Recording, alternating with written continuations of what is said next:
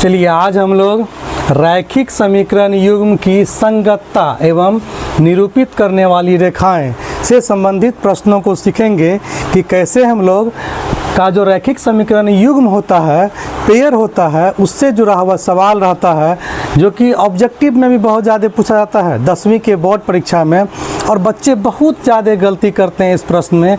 इसीलिए हम आपके लिए लेकर आए हैं ये वीडियो। आप लोग अंत तक बने रहिएगा और देखिए कैसे इसको हम लोग आसानी से सीख सकते हैं। तो ये देख लीजिए, रैखिक समीकरण का युग्म जो है, मैंने एक रैखिक समीकरण युग्म ले लिया है ax plus a1x plus b1y बराबर c1। उसके बाद a2x प्लस b2y बराबर c2। ये आपका ये दो जो दिख रहा है ये आपका दो रैखिक समीकरण युग्म है। इसमें क्या होगा, पहला कंडीशन जब जो है जब हल a1 बटे a2 does not is equal to b1 बटे b2 होगा। कहने का मतलब ये हल और ये हल आपस में बराबर नहीं होगा, तब क्या होगा, तब वह संगत होगा। क्या होगा, वो संगत होगा और उसका हल होगा। जैसे ही वो संगत होगा तो उसका हल निश्चित रूपेण होगा, और जब हल होगा तो हल कैसा होगा, हल अद्वितीय होगा। हल क्या होगा, अद्वितीय होगा। उसका हल क्या होगा, अद्वितीय होगा। और उसी पर हम आगे बढ़ते हैं। निरूपण कैसे करेंगे उसको, जब निरूपण करेंगे उसका ग्राफ जो बनेगा उसका वो क्या होगा, उसकी रेखाएं प्रतिच्छेदी होगी। क्या होगा, उसकी रेखाएं क्या होगी, प्रतिच्छेदी होगी। ये आपको ऑप्शन के तहत पूछाता है बार बार परीक्षाओं में कि ग्राफ दिया रहता है, समीकरण दिया हुआ रहता है और वे पूछता है कि इसको जो निरूपण करेंगे तो उसकी रेखाएं क्या होगी, तो उसकी रेखाएं प्रतिच्छेदी होगी। कब प्रतिच्छेदी होगी, जब ये कंडीशन आएगा तब a1 बटे a2 does not is equal to b1 बटे b2। ठीक है, यदि नॉट इजकल टू यानी बराबर ये दोनों नहीं होगा तब ये कंडीशन आएगा। दूसरा कंडीशन, 3 कंडीशन पर हम लोग चर्चा करेंगे और इसी 3 कंडीशन पर परीक्षाओं में प्रश्न पूछा जाता है। दूसरा कंडीशन है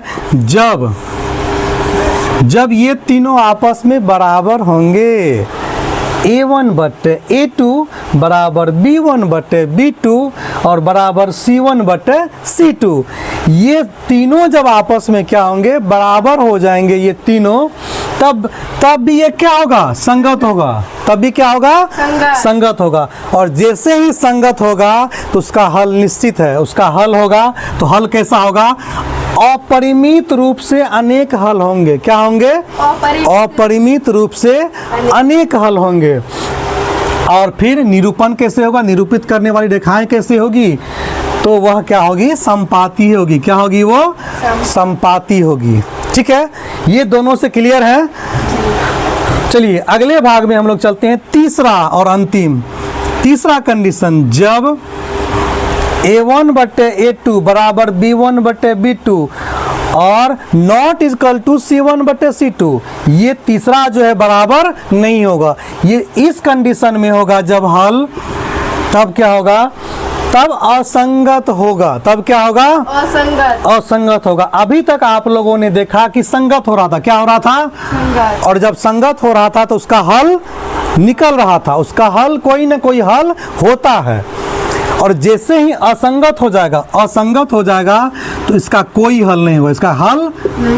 इसका हल नहीं होगा, ये याद रखना है। जैसे ही असंगत हुआ तो उसका हल नहीं होगा और वह रेखाएं जो है वो क्या हो जाएगी, समांतर हो जाएगी। वह कटेगी नहीं, वह प्रतिच्छेदी नहीं होगी।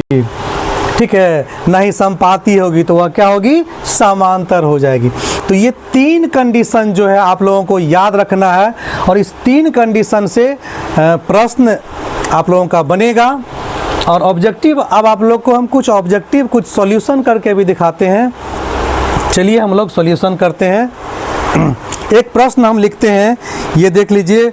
जैसे एक प्रश्न दिया हुआ है यहाँ पर 3/2x plus 5/3y equal to 7, और दूसरा दिया हुआ है 9x minus 10y equal to 14।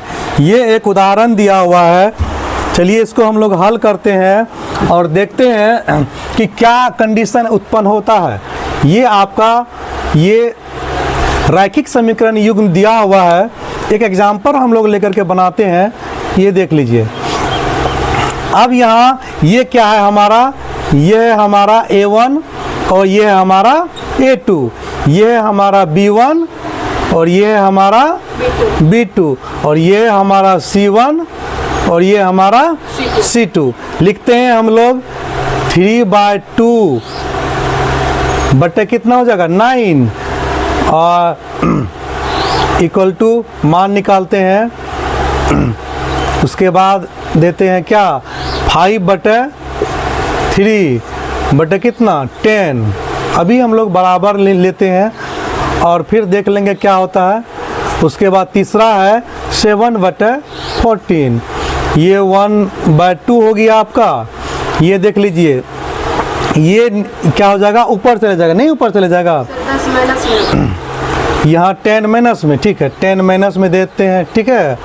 अब हम लोग क्या करेंगे 10/1 यानी ये क्या हो जाएगा 1/10, ये 5 से कट जाएगा ना, 5 दूना